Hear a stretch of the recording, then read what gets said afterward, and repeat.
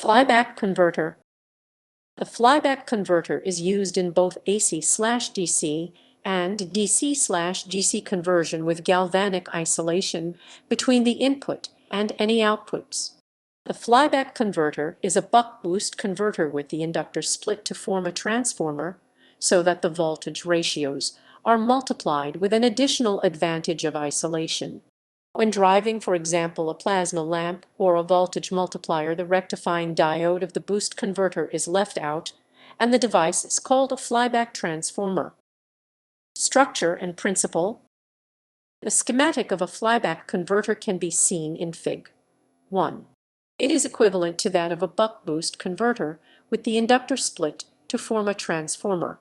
Therefore, the operating principle of both converters is very similar. When the switch is closed, top of Fig. 2, the primary of the transformer is directly connected to the input voltage source. The primary current and magnetic flux in the transformer increases, storing energy in the transformer. The voltage induced in the secondary winding is negative, so the diode is reverse biased, i.e. blocked. The output capacitor supplies energy to the output load. When the switch is opened, bottom of Fig. 2, the primary current and magnetic flux drops.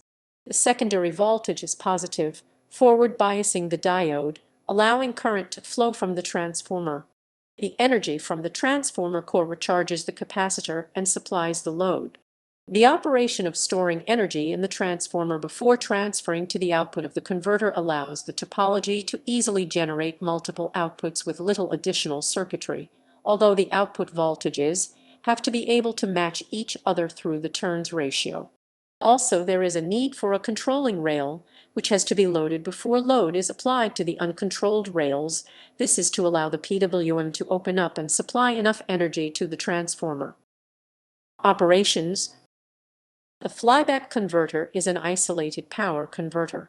The two prevailing control schemes are voltage mode control and current mode control. In the majority of cases, current mode control needs to be dominant for stability during operation. Both require a signal related to the output voltage. There are three common ways to generate this voltage. The first is to use an optocoupler on the secondary circuitry to send a signal to the controller. The second is to wind a separate winding on the coil and rely on the cross-regulation of the design. The third consists of sampling the voltage amplitude on the primary side during the discharge, referenced to the standing primary DC voltage.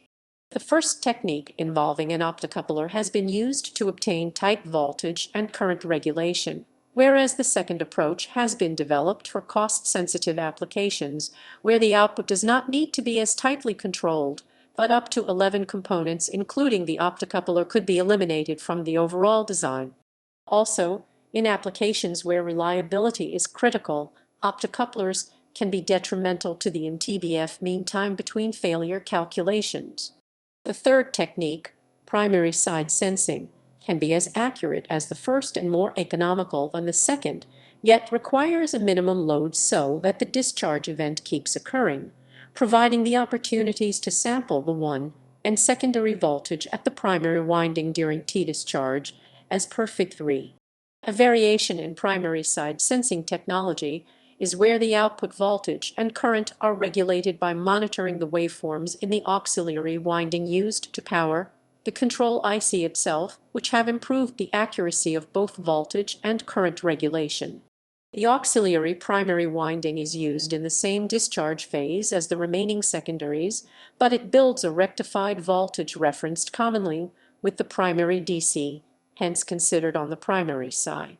Previously, a measurement was taken across the whole of the flyback waveform, which led to error, but it was realized that measurements at the so-called knee point, when the secondary current is zero, see Fig. 3, allow for a much more accurate measurement of what is happening on the secondary side. This topology is now replacing ringing choke converters, or CC, in applications such as mobile phone chargers. Limitations. Continuous mode has the following disadvantages, which complicate the control of the converter. The voltage feedback loop requires a lower bandwidth due to a right half plane zero in the response of the converter. The current feedback Loop used in current mode control needs slope compensation in cases where the duty cycle is above 50%. The power switches are now turning on with positive current flow. This means that, in addition to turn-off speed, the switch turn-on speed is also important for efficiency and reducing waste heat in the switching element. Active clamp flyback is a technology that alleviates this limitation. This continuous mode has the following disadvantages, which limit the efficiency of the converter. High RMS and peak currents in the design. High flux excursions in the inductor. Applications: low power switch mode power supplies, cell phone charger, standby power supply in PC. Low cost multiple output power supplies, e.g.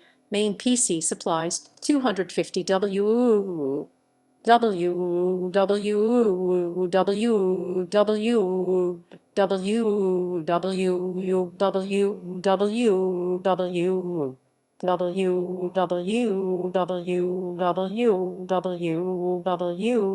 High voltage supply for the CRT in TV and monitors. The flyback converter is often combined with the horizontal deflection drive.